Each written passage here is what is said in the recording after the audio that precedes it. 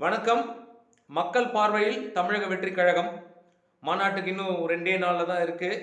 21 மதுரை பாரப்பத்தியில் நம்ம தமிழக வெற்றி கழகத்தினுடைய 2வது மாநில மாநாடு மிகப்பெரிய திருப்பு முனையாக இருக்கும் அப்படிங்கிறதுல என்ற மாற்று கருத்தும் இல்லை.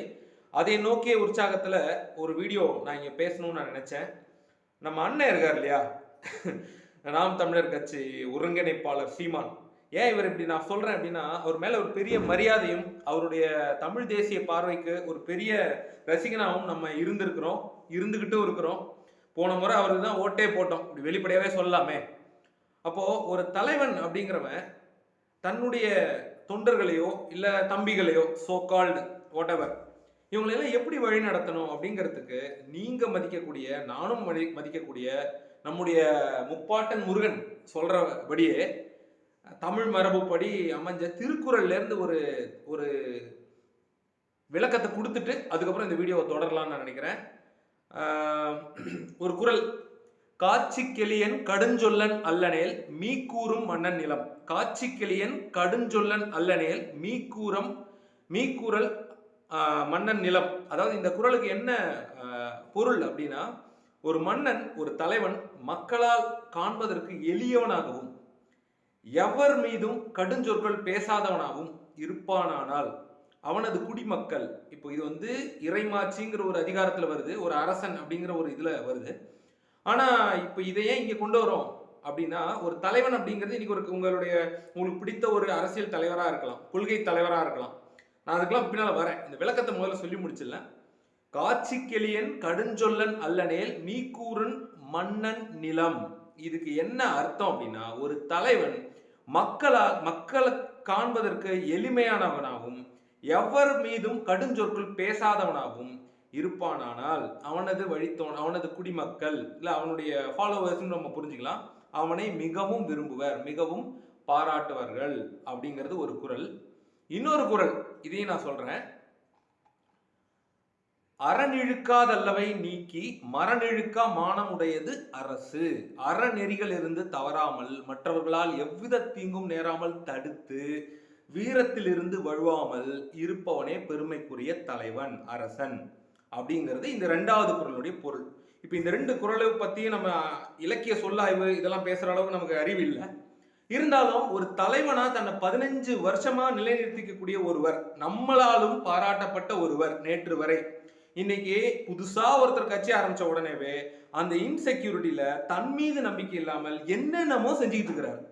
முதல்ல போய் இந்த பிஜேபி காரங்களோட ரஜினி கிட்ட போய் பேசுறது, சங்கினா நண்பன்னு சொல்றது, உற்ற நண்பன்னு சொல்றது. அப்புறம் நம்ம விக்கு தலைவர் ஸ்டாலின் வீட்டுக்கு போயிட்டு அவங்க அண்ணன் சத்தத்துக்கு அவங்க வீட்டுக்கு போய் விசாரிக்காம ஸ்டாலின் வீட்டுல போய் விசாரிக்கிறது. இதை செஞ்சுட்டு இதெல்லாம் ஒரு மாண்பு அப்படிங்கிறது. அப்புறம் கட்சி ஆரம்பிக்க முன்னாடி என் தம்பின்னு சொல்லிட்டு கட்சி ஆரம்பிச்ச உடனேவே நீ இங்கே நில்லு இல்லை அங்கே நில்லு, நடுவில் லாரி அடிபட்டு செத்துருவேன்னு சொல்றது, உனக்கு என்ன கொள்கை இல்லை கூமுட்டை கூட்டம்னு சொல்றது, what bro it's very wrong bro அப்படின்னு சொல்றது. இது தலைவனே பார்த்துட்டு கலாய்ச்சி விட்டான், சி போ அப்படின்னு. இது ஏன் நான் இப்படி சொல்றேன், நான் பொதுவாக இந்த மாதிரி பேச மாட்டேன். ஏன்னா இந்த கட்சியில விஜயுமே சொன்னது என்னன்னா, ரொம்ப டீசென்டான politics, dignified politics, at the same time deep attack அப்படிங்கிறத அவர் சொன்னது. இன்னைக்கு வரைக்கும் எல்லாருமே அதை தான் ஃபாலோ பண்றோம். ஆனா சீமான் மாதிரியான ஆளுங்க அவர் மேல இருக்கக்கூடிய நன்மதிப்பை அவரே குறைச்சிக்கிறாருன்னு தான் நம்ம சொல்லணும். ஏன்னா முந்தா நேத்து அவருடைய ஸ்டேட்மெண்ட்டை பார்க்க முடிஞ்சது. அதாவது ஏற்கனவே கொஞ்ச நாளா அந்த டிஎம்கே கொடுத்த அசைன்மெண்ட்டோ என்னமோ தெரியல, அவங்க முதலாளி கொடுத்த எலும்பு துண்டுக்கு குலைக்குது அப்படின்னு தான் நம்ம சொல்லணும். இப்படி மரியாதை இல்லாம பேசவே கூடாதுதான். இருந்தாலும் நீ பேசுற பேச்சு ஒருமையில பேசக்கூடாதுதான். இருந்தாலும் இப்படிலாம் எங்களை பேச வச்சிடாதானே. ஏன் சொல்றேன்னா, கொள்கை கூட்டம் நாங்க, ரசிக கூட்டம் நீங்கன்னு ஒருத்தர் சொல்றது. அதாவது நீங்களாம் வெறும் சினிமா ரசிக கூட்டம், நாங்க தான் கொள்கை கூட்டம். உனக்கு என்னடா கொள்கை இருக்குன்னு கேட்டா தளபதிங்கிற அப்படிங்கிறீங்க. எதுக்குடா வந்தீங்கன்னு கேட்டா டிவிக்கு. இதெல்லாம் என்ன பாஸ் காமெடி? இதெல்லாம் ஒரு காமெடியா? எதுக்குடா வந்தீங்கன்னு கேட்டா டிவிக்கிறதுக்கு தான் ஒருத்தர் டிவித்து பிரதமராகவே ஆயிட்டாருங்க. டிவிக்கிறத அப்ப கேவலம் நீங்க சொல்றீங்களா? அப்போ தேயிலை தோட்டம் தொழிலாளர்கள்லாம் இருக்காங்களே, அவங்க எல்லாம் தமிழர்கள் இல்லையா? டீ குடிக்கிறதுக்கு உங்களுக்கு தலைவலின்னா உடனே டீ குடிக்கிறதுக்கு உங்க ஒய்ஃபோ இல்ல வேற யாரோ அவங்களாம் இருக்காங்க. அப்ப டீ ரொம்ப கேவலமான விஷயமா? டிவிக்கேன்னு சொல்றீங்க. இதெல்லாம் விட்டுருங்க. ஒரு தலைவனுக்கு அழகு என்னங்க? தன்னுடைய வார்த்தைகள்லையும் தன்னுடைய மாண்புகள்லையும் முக்கியமா பொது கூட்டங்கள்ல பேசும்போது, ஒரு பொது இடத்துல பேசும்போது மரியாதையா பண்பா பேசுறது. உங்களுக்கு எப்படியோ தெரியலங்க, எங்களுக்கெல்லாம் அப்படிதான்.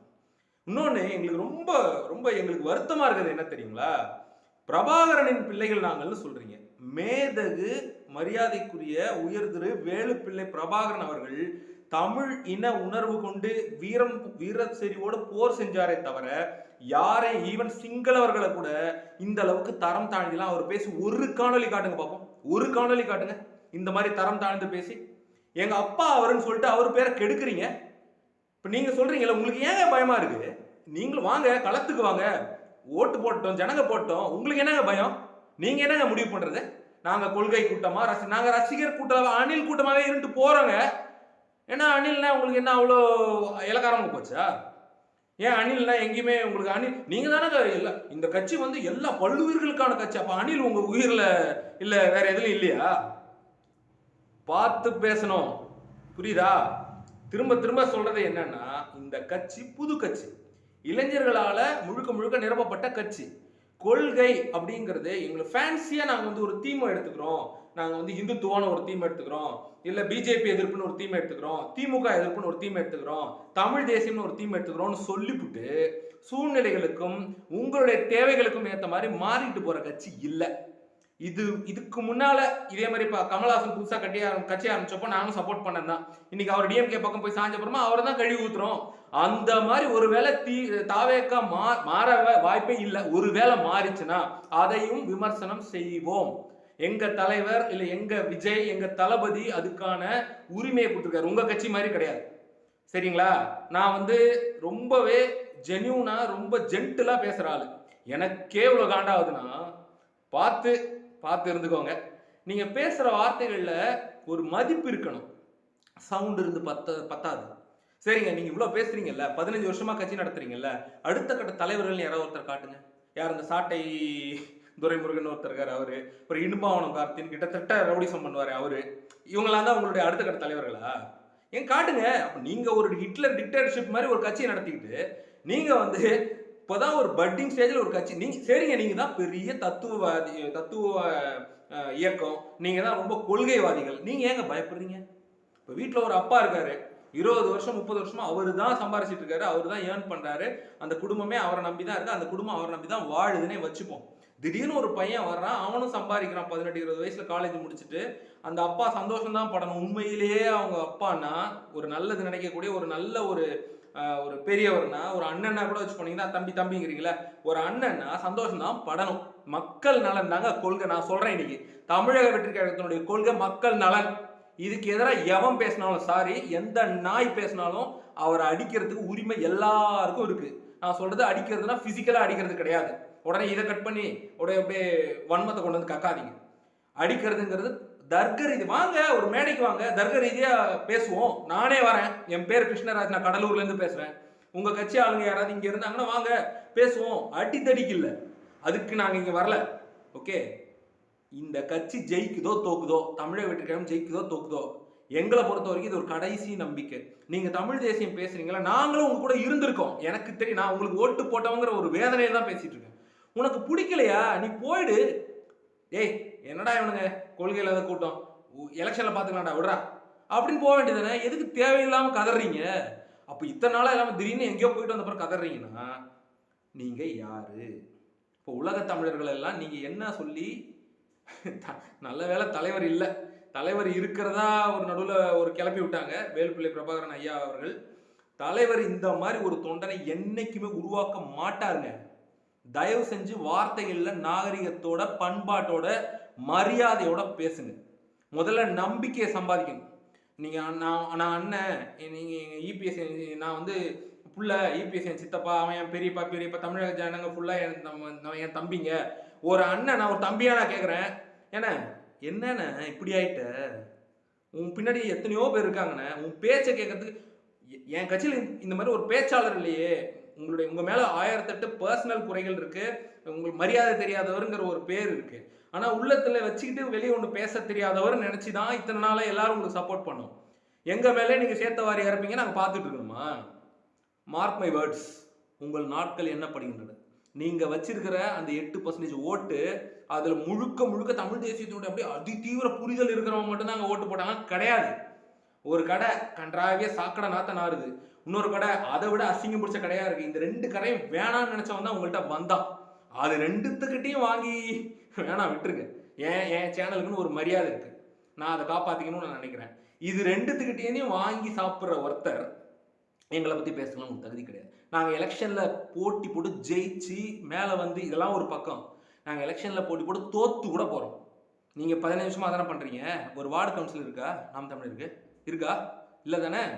அப்ப அந்த 8%ல எங்களுடைய பங்களிப்பு இருக்குங்கிறதும் உங்களுக்கு தெரிய வரும். அந்த புது தலைமுறை வாக்காளர்கள் பொதுவா இவ்வளவு பேசாதீங்க. ஒரு தலைவனா இருந்தா என்ன பேசணுமோ அதை மட்டும் பேசுங்க. எங்க பேசணுமோ அங்க பேசல. ஒருத்தவங்க கிழி கிழிக்கிறாங்க, நீங்க போய் எங்கேயோ போய் ஒரு ஒரு கட்சி தலைமை போய் பார்த்துட்டு வந்த அப்புறமா அவங்க ஆஃப் ஆயிட்டாங்கன்னு போது இதை கூட புரிஞ்சுக்க தெரியாத முட்டாளா நாங்க? ஆடு மாட்டுக்கு மாநாடு செய்யறதெல்லாம் நல்ல விஷயங்க. முதல்ல மனுஷனை மதிக்க கத்துக்கோங்க. அந்த மனுஷன் எங்கேயாச்சும் உங்களை ஏதாவது தப்பா பேசியிருக்காரா? விஜய் தனிப்பட்ட முறையில் எப்படி வேணாலும் இருக்கட்டுங்க, யாரை பத்தியாச்சும் இது வரைக்கும் இழிவா விஜய் ஒரு அறிக்கை ஒரு பேச்சு ஏதாவது பேசியிருக்காரா? அப்புறம் ஏன் எப்படி பேசுற? அரசியல்லாம் அப்படிதான்ப்பா, வாப்பா சண்டை. இது பேர் சண்டை இல்ல. தமிழ் தேசியம்னா என்ன நான் சொல்லட்டுமா? பாரிசாலன் இருக்காருல்ல, வள்ளல் மீடியா, அவர்கிட்ட போய் கத்துக்கோங்க. அவரையே விரட்டி விட்ட கூட்டம் தானே நீங்க. உண்மையிலே தமிழ் தேசியம் தான் உங்க நோக்கம்னா நீங்க இப்படி பேச மாட்டீங்க. உங்களுக்கும் சவுக்கு சங்கருக்கும் அரசியல் புரோக்கருக்கும் எந்த வித்தியாசமும் இல்லை. இதுவே முதல் கடைசியா இருக்கட்டும். இதுக்கப்புறம் வந்து இந்த விர்ச்சுவல் வாரியர்ஸ் டீசெண்டா இருங்கன்னு அவர் சொன்ன ஒரே வார்த்தைக்காக தான் எல்லாரும் அமைதியா இருக்காங்க. இன்னொரு முக்கியமான விஷயம், மக்கள் பார்வையில் இந்த சேனல் இருக்கிறதுனால நான் சொல்றேன், மக்கள் பார்வையில உங்க மேல, அதாவது நாம் தமிழர் கட்சி ஒருங்கிணைப்பாளர் சீமான் மேல ஒரு கீழ்த்தரமான இமேஜ் இதன் மூலமா இன்னும் கொஞ்சம், ஏற்கனவே இருக்கக்கூடிய இமேஜ் இன்னும் கொஞ்சம் அதிகரிக்கும். இந்த வீடியோ எப்ப யார் எங்க பார்த்தாலும் சரி அதிகரிக்கும். அதே மாதிரி இந்த குறிப்பிட்ட இந்த தேர்தல் 2026 தேர்தலினுடைய முடிவுகள் உங்க தலைவிதியை மாற்றும். இன்னொன்னு, நம்ம தமிழக வெற்றி கழகம் சார்ந்தவங்களோ இல்ல விஜய் ரசிகர்களோ இல்ல பொதுமக்களோ இந்த இந்த சண்டையை என்கரேஜ் பண்ணாதீங்க. தமிழக வெற்றி கழகம் சார்ந்த தம்பிங்களுக்கு தான் முக்கியமா சொல்றேன். இப்போ இந்த ஆட்டத்தை கலைக்கிறதுக்காக விஜய் ஸ்ட்ராங்கா இருக்காரா, பெண்கள் ஓட்டு இருக்கா, யங் ஓட்டர்ஸினுடைய பர்சன்டேஜ் ஜாஸ்தியா இருக்கா, அப்போ இவனை என்ன பண்ணலாம், த்ரிஷாவை வச்சு டிஃபேம் பண்ணலாம், பண்ணு. யார் உங்க கட்சி தலைவருக்கு எத்தனை அப்படின்னு பேச்சு வந்தா அப்புறம் பதில் இல்லை. இன்னொரு கட்சி தலைவி அவங்க யாரோட என்ன பதில் இல்லை. அண்ணன் சொல்லவே தேவையில்லை, அண்ணன் ராயல் சேலஞ்ச் பெங்களூரு பக்கம் போனாலே. அதனால இங்க முதல்ல நீங்க மற்றவங்க மேல கை காட்டுறதுக்கு முன்னாடி நீங்க யாருன்னு முதல்ல தெரிஞ்சுக்கோங்க.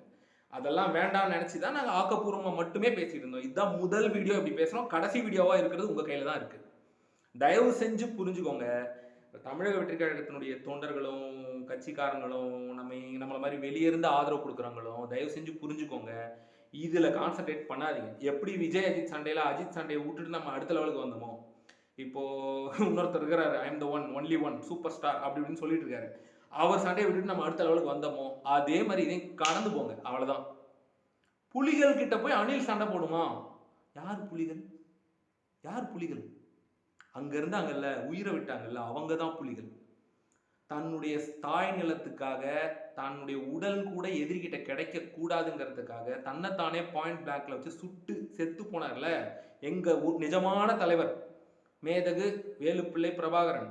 அவங்க புலிகள். மற்றதை பத்தி நான் சொல்ல விரும்பல. இன்னொரு புதிய சிந்தனையை தூண்டும் அரசியல் காணொலியில் சந்திப்போம். இதெல்லாம் உதறி தள்ளிட்டு நம்ம மாநாட்டு விஷயத்த ரொம்ப ஆர்வமா பார்ப்போம்னு நான் நம்புறேன். இன்னொரு வீடியோவில் சந்திப்போம். நன்றி.